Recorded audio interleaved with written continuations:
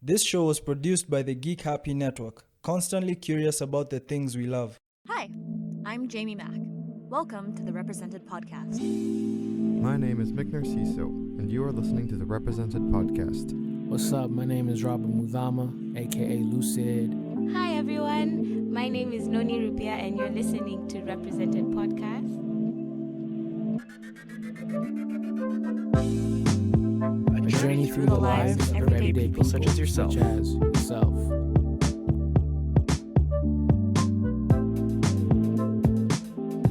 me out on episode 2 of season 1. Listen to me on episode 9, season 1. Episode 7 of season 1. I think I couldn't be more happier and more like myself now, I feel. It opened my eyes to why I think and feel the way I do.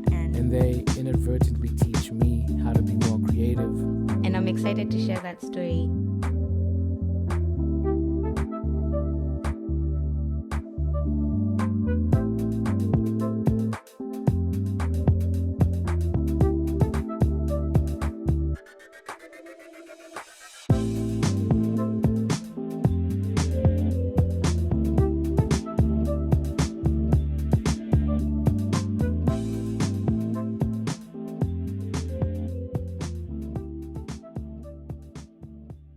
Represented Podcast. Welcome all those who are listening.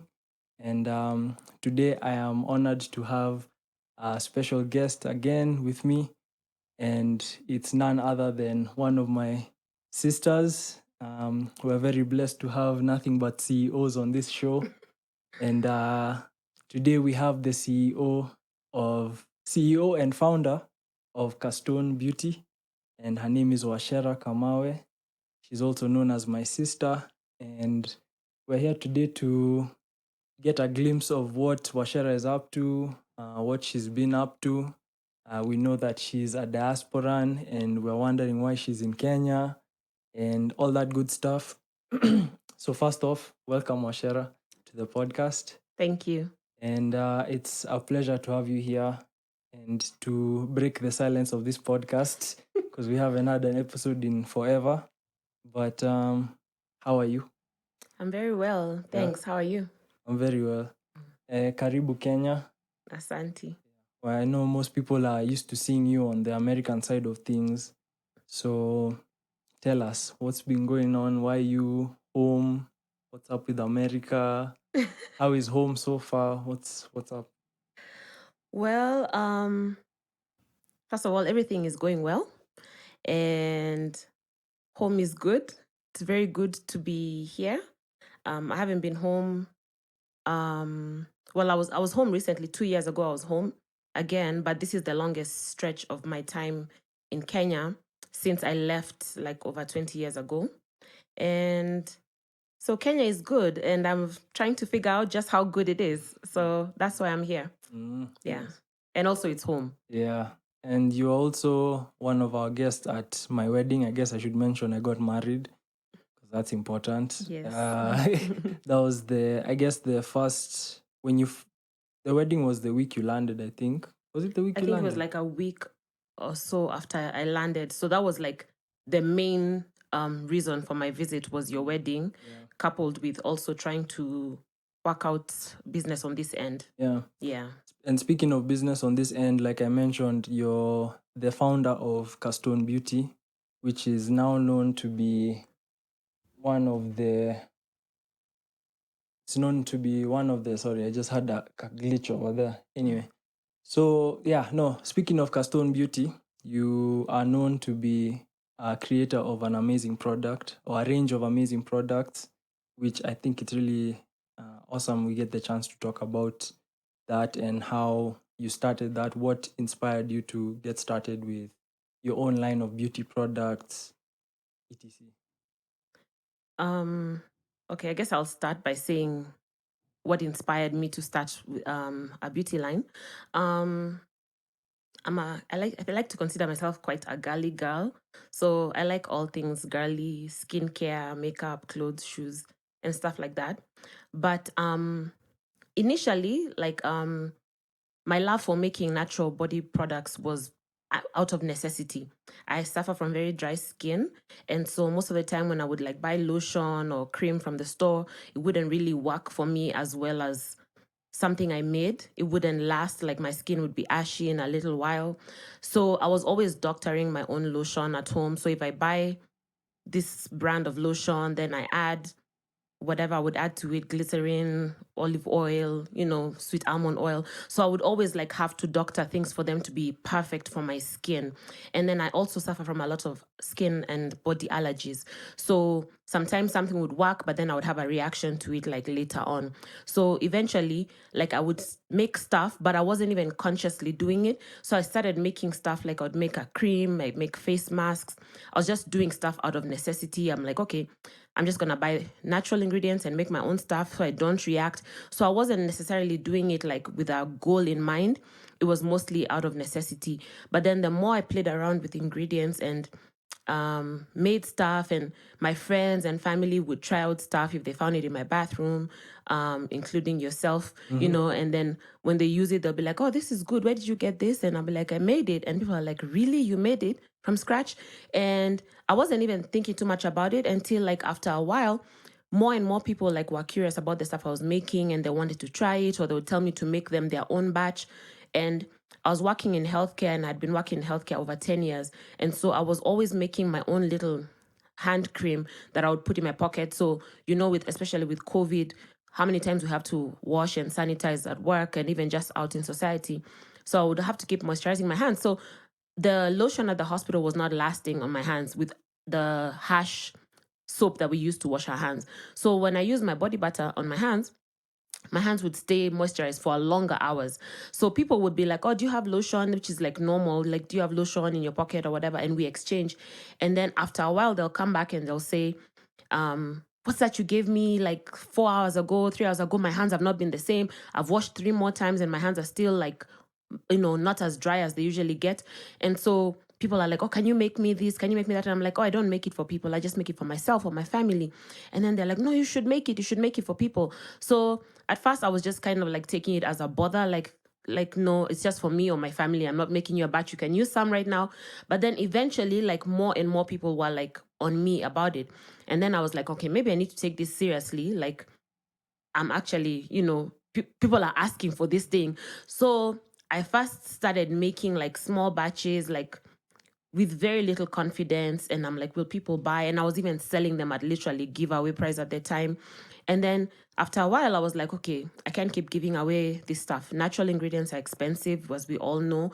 Around what year was? So this was around 2019 when I started like actually like thinking about it. And when did you make your first ever? To sell? Not just for yourself to use. Maybe 4 years before that. Okay. Yeah. So I had been doing it for a while, but in really small batches, like just enough for me and maybe my sister or my friends. So with time, so I was like, okay, let me get serious and actually like, they're telling me they'll pay for it. Let's try it out. So I made a batch of product, and this was like towards the end of 2019. And I went to work with it. It was like, I want to say over 20 body butters that I made. And I went to work and they sold out in an hour. And I still didn't manage to give everyone who wanted one. And I was shocked because I'm like, they didn't even have no labels, nothing. It was just a jar with product. And they were like, how much? And they bought them. And I was like, whoa. So these guys were not playing. They were actually going to pay for this stuff. So then I was like, okay, I need to get serious and I need to start charging like the right amount. Because then they were still telling me, even they were telling me like, you're still selling this stuff too cheap, which I knew I was selling it too cheap. I was not even like breaking even. I was literally giving it away. So I was like, okay, let me get serious. So that's when I really started like thinking about it and, okay, let me come up with a plan and do this and that. So around December of 2019 is when I finally registered my company. And then, did the branding. My sister, who's an awesome graphic designer, helped me with the branding and all that stuff. Shout out to Wacera Kamawe and her awesome brand, Mokomaya. So another CEO of the family and my right-hand person. So she really helped me a lot with coming up with the brand and the site and all that stuff. So that's pretty much how it happened. And then from then on, everything else came after that. Yeah. Awesome. You mentioned your history in in the health sector. Could you give us some background about how that came about? Because that was a large chunk of your career Yeah. before this, and like what inspired you to be a healthcare professional? What did it entail? What did you study, etc? Like that journey and how it's informed what you do now. So I know it sounds very cliche, but like for as long as I've known myself, I've always wanted to be in healthcare. Like my first composition I wrote when I was 9 years old, I wrote I wanted to be a nurse when I grow up.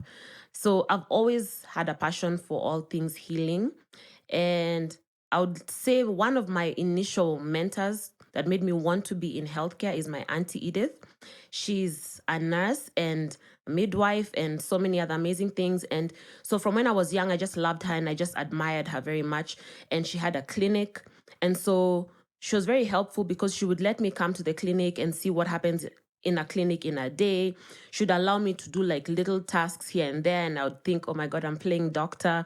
And so I would say she really nurtured that passion in me. I don't even know if she knows this, but she really nurtured that part of me and made me believe that I could do it because she could do it. And so from then on, like I just always like was drawn to anything to do with healing, whether it's natural healing, whether it's like herbs and spices, or if it's medicine, modern medicine. So eventually when it was like time to go to college, I knew I definitely wanted to go to school and study something in the health field. So initially when I left Kenya, I thought I wanted to go to med school, but that changed and I changed my career so many times. I'm like pharmacy, nursing, this, that, and the other. And then eventually I landed on respiratory therapy, which is a very small field, but it's really growing now. But at the time when I joined, it was a very small field and very few people even knew about it. And it's pretty much the study of the heart and lungs. So anything to do with the diaphragm upwards, cardiopulmonary health. So we are responsible for anything to do with breathing in the hospital, lungs, and all that stuff.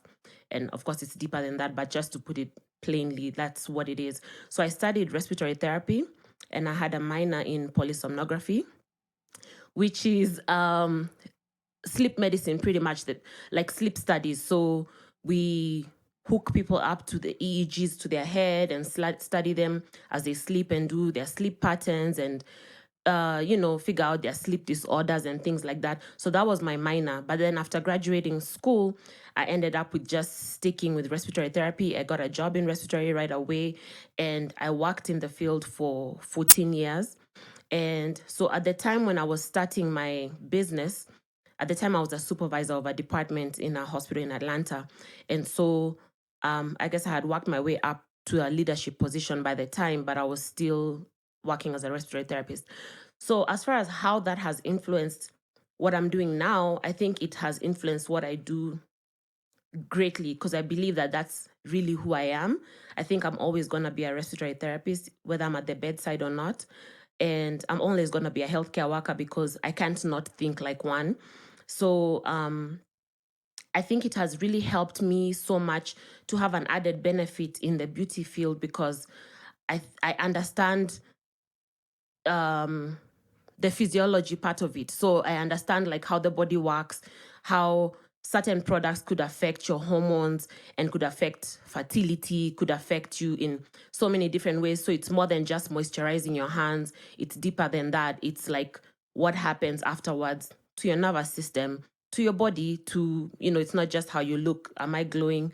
But I'm killing myself inside. So I think like it really helps me have an added benefit because I understand a little bit more than maybe if I didn't have that as my background. And I'm very grateful for that because it helps me come up with my products, in a more conscientious way. Because like as much as I'm not at the bedside, I still want to be in a position of healing. So I don't want to just have people have like glowing skin, non-chapped lips and things like that. I want to affect people like in an overall healthy, holistic way, like your entire health, whether it's your mental health.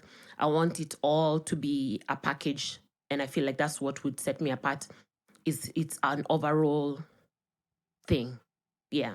And you actually brought some of your products today, and I was hoping we could get a chance to maybe go through some of them. If you can show us one by one, tell us what you love about each thing, what it is, what went into making it, maybe just some background on it, if you can. Okay. Yeah. So I have my initial product that I started with is the body butters, and those are the ones that I was making at work that I would take and my coworkers would use. So when I started, I literally was very basic. I just had like simple body butter, no fragrance, no nothing. But eventually when I started selling, people are not going to necessarily buy products just because of what they do. It also has to appeal the look, the smell, and all that stuff.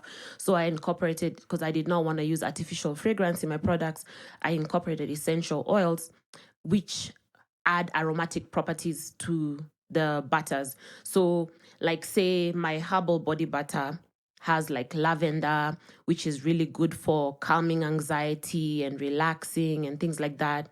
It has tea tree, which is a good antifungal, antibacterial. So there's other healing properties that are added to the different butters.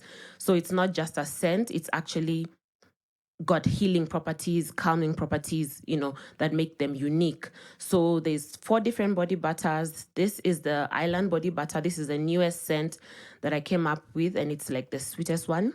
It's coconut and vanilla, and this is the one that you use if you want to smell like a cookie or like a sweet treat. And then I have an the spicy body butter. This one is like a favorite of, and the scents are on the top of the butter, in case you're wondering. So the spicy, this is a favorite of guys or girls that don't really like sweet smelling stuff. This is a blend of cinnamon, orange, clove, and ginger. And it has, I like to say, more of like a interesting smell. It's not just a smell you smell like this. You want to smell it and smell it again and try and figure it out because of the notes are different. But it's also it's a huge favorite for guys. Guys really like this one because a lot of guys don't really like a very sweet smell. And somebody recently told me in Kenya it reminds them of pilau masala. So if you like pilau masala, I guess you like that one. The herbal that I mentioned before, this one is the favorite of problematic skin. So if you have like acne, if you have like dermatitis, rosacea, any skin problems or difficulties, sensitive skin, this is really good because it has tea tree, it has lavender, it has peppermint. This is really, really good for bedtime because it's very cool and calming. So most people like to use this at bedtime. If you don't want to smell too cool during the day, this is really good. You could switch the butters and use what you like in the daytime and then use a different one at nighttime, depending on your preference, or for whatever is going on in your life at the time. Say your skin is being a little problematic. Maybe you've been walking in the woods and you need something to help you with mosquito bites. This is a good one for you, the Hubble body butter. And then the last body butter and the most popular one I have is the Tropical. This was my initial scent, and this is like my brother's favorite. This is your favorite. Yeah. And this is the favorite of so many people. This one is orange, lemon, and grapefruit. It's a citrusy smell. It smells like fresh cut fruit, and it's just very bright and uplifting. And that's what I was saying about the aromatic properties. Like anyone who knows about essential oils knows like grapefruit and orange and lemon are very bright oils, and they really have the ability to boost your mood, and that's probably why you like it. Yeah. It boosts your mood and changes your overall like outlook to the day. It feels like if summer was a product In a jar. It's like summer in a jar. So it's like whenever I'm feeling low, this is literally what I use when I want to feel like really alive and awake and just vibrant and ready for the day. Like this is what I use. I have foaming whipped body butter. Whipped body scrub. So I said before, I suffer from dry skin, and so a lot of times, if you've used body scrubs, body scrubs have the potential to make your skin even more dry because what they're doing is like they're exfoliating dead skin from your body. So depending on what ingredients they use to scrub your skin, you can strip out the dirt and the dead skin, but also scrubs take away some of the essential oils that are natural oils that are in your skin because your skin already has natural oils before you apply anything. So because of that, I made sure that this scrub is a little bit better than a regular scrub. So first of all, it has a soap base, so it cleanses your body, so it takes away the dirt and sweat and everything. But then also it has a shea butter base. So it has shea butter and it also has sweet almond oil. So what that does is, as you're scrubbing and exfoliating, it's also replacing the oils that are coming off of your body. So that way, when you get out of the shower, your skin is not like really tight and dry, because most times when people do body scrubs, they'll say they get out of the shower, your body is so tight and dry, and that makes it hard for your skin to penetrate anything that you apply on it. So what this does is your skin will still be supple and soft. So now when you apply your body butter or you apply your body oil, your skin can take it, and it's not like you're starting from scratch trying to get your skin quenched again and plump again and hydrated. So that's why I really love this. And then it has rose petals on the top, which make it extra special, because rose petals, like rose flower, has the highest vibration of any flower.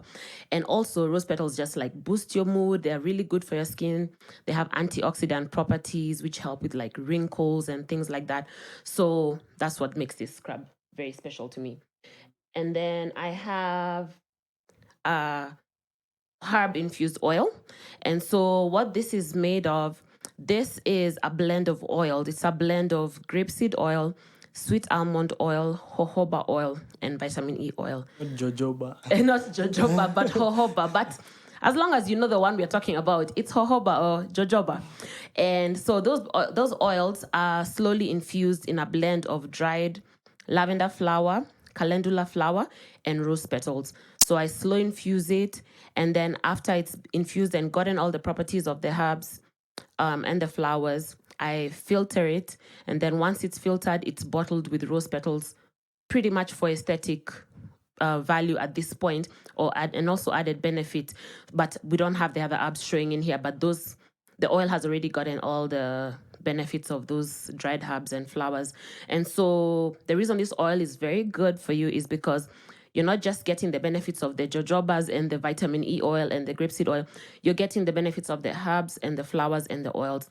So it's really packed with a lot of healing benefits. This oil is unisex. This oil is for everyone in the family. Everyone can use it, from the grandparents all the way to newborn babies, because calendula flower is really good for diaper rash and wound healing and problematic skin.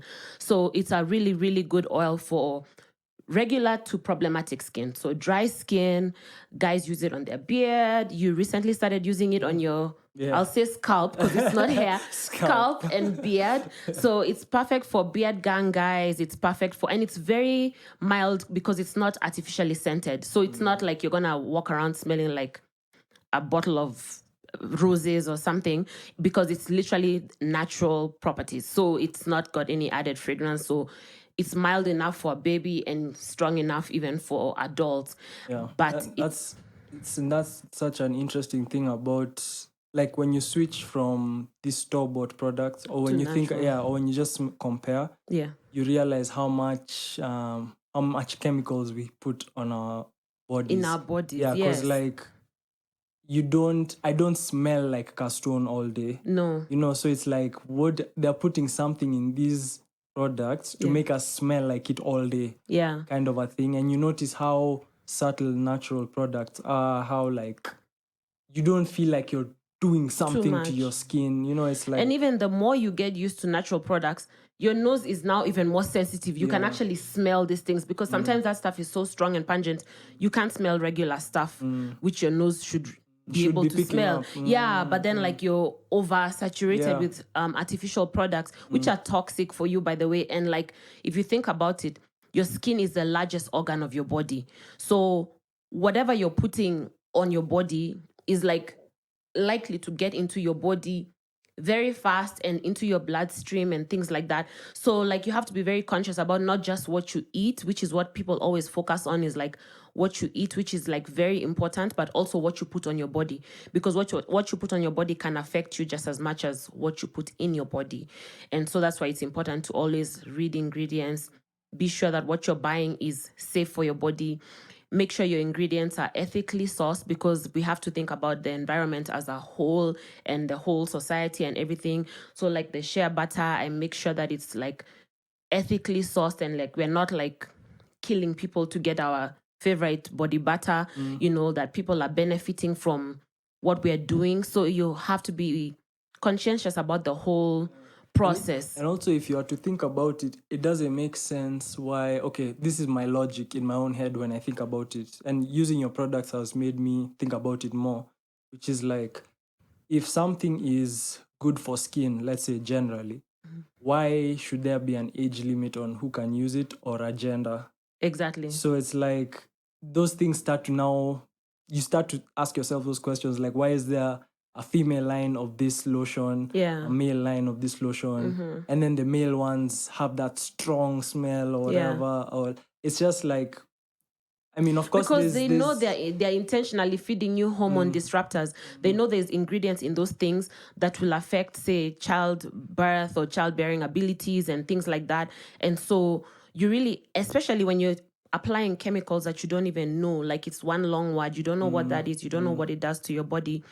I think, and the best part about it is I feel like the world is changing where people are becoming more conscious about what they use and what ingredients are in their products. So now if you don't know something, then just avoid it. If it, and that's my rule of thumb. If I don't know what that is, I don't want it and I'm not gonna use it. And unless I educate myself and figure out what that is and what it does to my body, then I think that should be a good guide, because it doesn't have to be like you have to use this and this, but you just have to know exactly what you're using, because people have issues a lot of times and you don't realize like what's affecting you. Because like even with my allergies, there was things that was aggravating my allergies. Like there was shampoos I would use just because they smell good and they look good and the commercial is good, and then I would be itching, my body is itching, but it was the shampoos causing my body to itch. And until I became absolutely conscious about everything I use, like from my hair to my body to everything, then I realized like I stopped using this shampoo and my body is not itching. Or you stop using this hair gel and you don't have breakout acne on your forehead. And people don't realize like what you're using on your hair will run down to your face, affect your face. And you're like, I only use water on my face. Like how come my face is breaking out? But maybe something you're using on your hair or on your body elsewhere is trickling down. trickling down and affecting you negatively. So so that's like why it's important for me to be very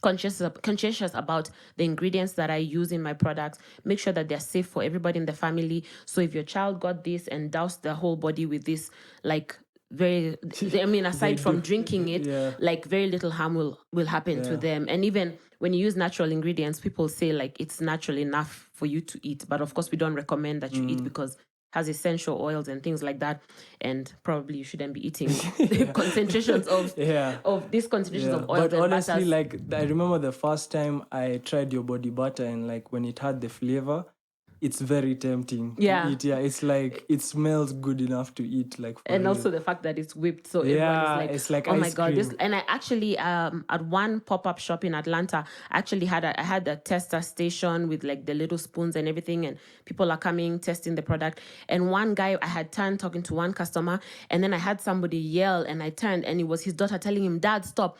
And the dad had scooped a nice big scoop of body butter, and he put it in his mouth. Oh wow! Yeah, and he's like, "Well, it looks good enough to eat." He's like, "You shouldn't make it look this good." And she's like, "But you know, it's for skin." And I mean, nothing happened to the guy, thank God. But like, that's just how good it looks. But at least, even if he really swallowed it, which he didn't swallow it, we know that he would have still been okay. Because you know exactly what's in there. Yeah, at least we know exactly what's in it. So, and then we also have lip combo. We have sugar lip scrub, which is very good for exfoliating your lips, because it's important to take care of your lips as much as you take care of the rest of your face or your scalp and everything. So we encourage that you use a lip scrub no more than twice a week. And we have a lip balm, which you can use all day, all night. And especially at night, we encourage that you apply a nice thick layer overnight so you wake up with conditioned, supple lips. So far, those are the products that we have at the moment. We are working on other stuff that, if you follow us on social media and stay tuned, you'll see the new products that will be coming out soon. If you enjoy listening to Represented, remember to subscribe to the show on YouTube or on your favorite podcast app.